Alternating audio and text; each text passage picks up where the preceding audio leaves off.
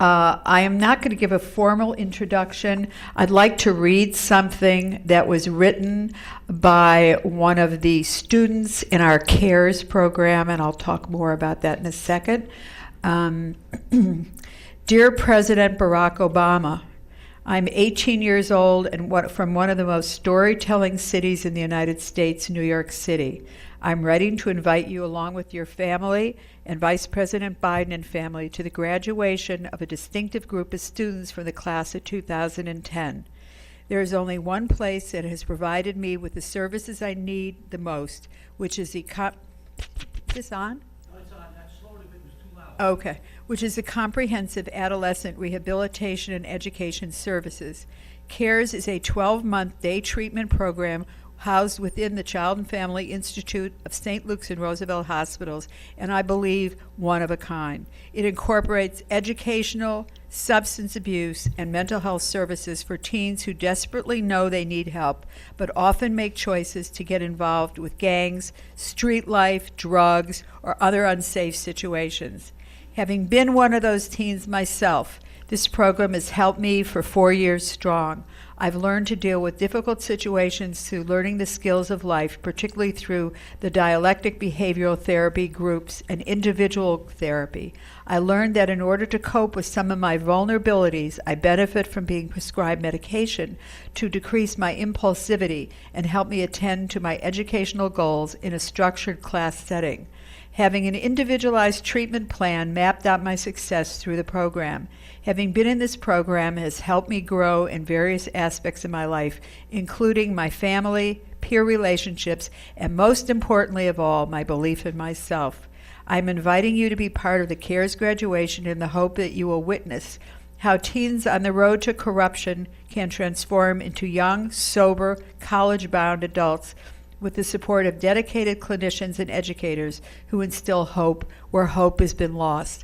I'd like to introduce the director of the CARES program, Dr. Shilpa Tawfiq, and the wonderful therapist that has treated this young man who is now in college, Dr. Shelby Semino. Hi, everybody. Sue, thank you for that.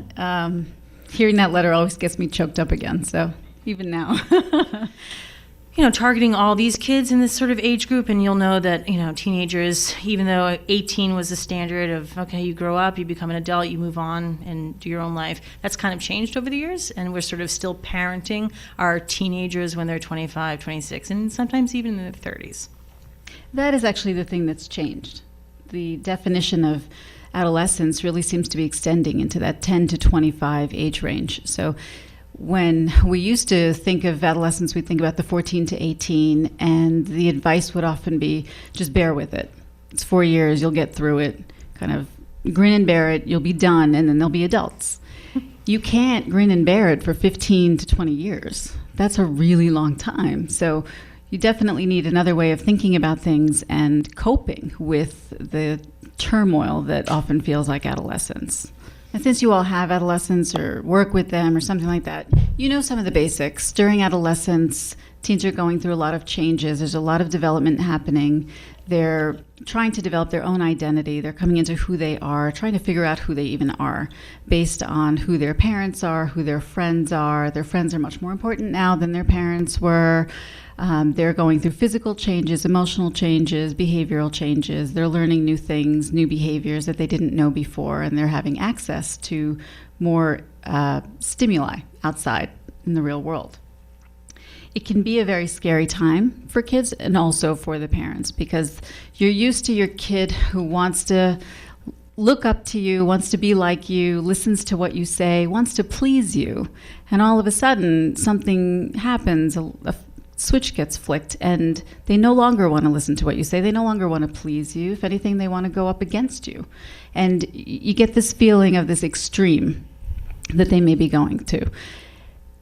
Now, I would be shocked if you said when they go to those extremes, you guys feel fine and calm, you're okay, you can handle it. Anybody? Oh, okay, good. So you're going to get pushed to an extreme as well. And that extreme can often feel like you're off balance. So a lot of what we want to do with you is not give you the stuff that you can get from any book. There's tons of books out on adolescence, tons of stuff on the internet.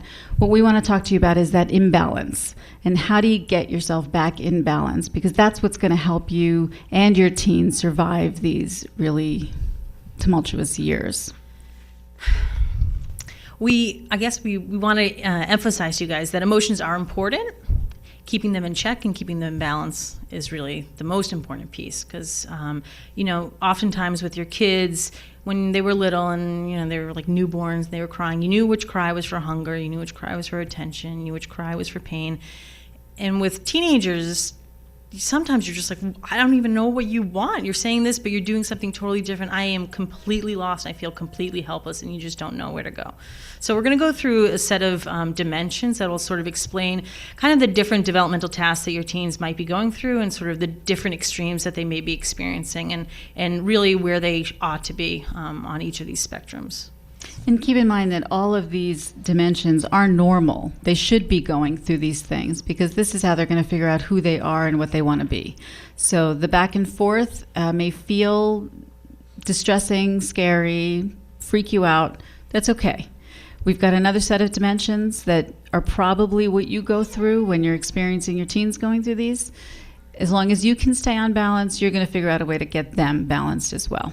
So what what we see with teens, the kids that we work with over the years, is that they're very, very me-oriented, and the whole world revolves around them, and the worst things are going to happen, yada, yada, yada. And then there's the other side, which is the we-oriented. It's all about the family. It's all about my friends, and sort of keeping in this group mentality. So obviously the spectrum is trying to get them to balance both of these, because they're both very important. And they're both important for them as they're developing their identity. Now that one was about their identity. This one's very related, because you see the family-oriented versus the self-oriented.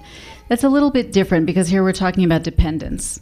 How dependent are they still on their families, and how self-sufficient can they be? It's not so much about the last one that was the me-oriented and we-oriented. That's the me-oriented. We're really talking about, I only really notice myself. I only worry about myself. I don't know that other people have feelings that I need to be worried about.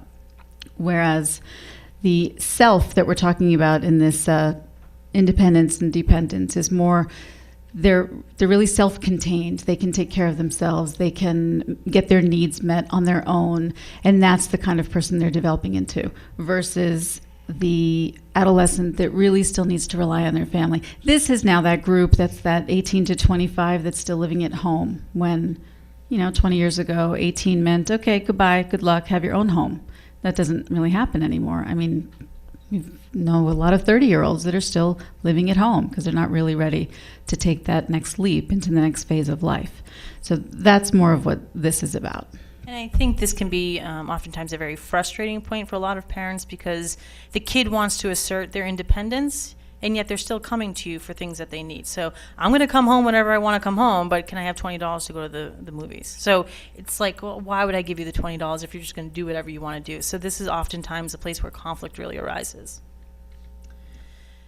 Oh, interpersonal relations. So as a teenager is emerging in the world, they have to learn how to function in the world, and this means functioning with other people. A lot of the times when we are working with teenagers, there's a lot of emotion. Kids are trying to understand, why are they having such strong reactions. They're thinking a lot about different things just because cognitively they can do that. So this is something that we teach very strongly and quite often with our kids in the CARES program, which is helping them understand what state of mind are they in, and helping them to understand that if you're totally in an emotional state of mind, you're not going to be very effective in these interpersonal relations. So this is something that's really important too for adults to consider when they're having interactions with their kids and they feel that they're having a discussion with them and they're totally in an emotional state. That's kind of when you want to maybe scale back, take a step back, take a breather to get to a place where you can actually think in more of this wise mind. Reasonable mind is having not really having so much of the emotional experience and kind of just being very rigid in your thinking, and that's not particularly helpful either, because when you're working with a kid or you're having a conversation with your child, you want to be real and you want to be present. So part of being real and part of being present is having that emotional reaction. So again, just sort of balancing. The kids are learning how to balance these two ends of the spectrum. It's going to be very useful in them learning how to be more effective interpersonally, whether it's peers, relationships, job interviews, college professors, etc. With all of the ones we've talked about already, the goal is really a balance, but going to those extremes happens all the time, especially with certain personalities. They will be gravitating more toward one side than the other, and that's okay. That's just who we are. We all have our individual differences, and we've got different experiences to form our personalities. That's fine. These next ones, though, really going to an extreme can be quite dangerous. And you want to think about that a little bit more. Even though you may see behaviors that fall anywhere on this spectrum, you don't necessarily want to be in the middle of any of these. You may want to be at one end, but it depends. It's a judgment call. With this substance abuse, there are actually two that kind of go together. The first is frequency of use. So teenagers experiment with drugs, alcohol. They may just be exposed to it on the periphery. They may not really try anything on their own, but their friends are trying, or they know people that are trying drugs or that are using heavily. The point is they're exposed, and they can either do nothing or they can go up to daily use multiple times in a day. So you want to get a sense of where is your kid in their use. Where are they thinking they might want to be as well? Quality really refers to how much do they want to be using? You know, are they really not interested in drug use? Are they not interested in the effects that these drugs can have on them or that alcohol can have? Are they not falling for the social pressures of, you know, the social lubrication that can be provided by some of these substances? More of the, not even middle ground, a little less than middle ground is experimentation. A certain amount of experimentation is normal, expected, especially if you remember that teens are trying to figure out who they are. They're trying to figure out how to survive on their own and how to take care of themselves. So some of that means doing a couple of dangerous things.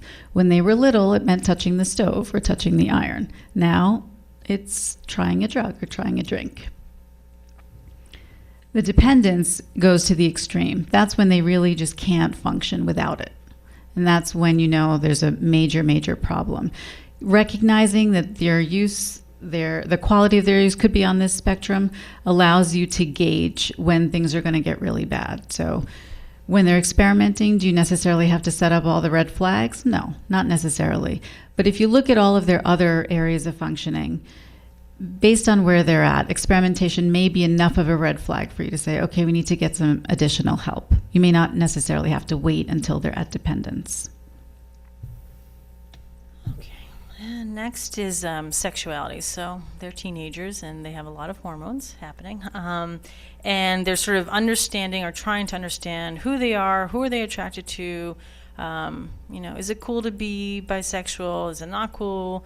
There's a lot more exposure, obviously, with the internet and with TV, and MTV has this awesome new television show apparently called Skins, which I don't know if you've seen the advertisements for it, but it just puts sexuality out there. So, kids, Anybody seen the show?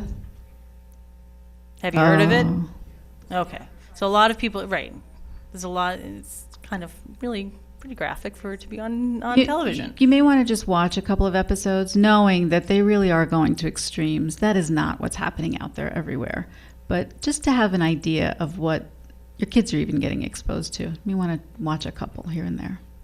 So during this adolescent period, they're sort of trying to understand who am I, how do I exhibit my femaleness or my maleness, and they're sort of going through the spectrum of being the girly girl or, you know, real manly masculine guy or somewhere in the middle, and sort of just trying different identities out. This is the sexuality piece that I mentioned, in terms of sexual attraction, and trying out who am I attracted to, trying to understand that. Does kissing someone of the same sex mean that I'm gay? Maybe, maybe not. It depends on sort of what follows afterwards, and that just knowing that your kid is sort of thinking about these things, that these are discussions that are happening in school, is important to keep in mind.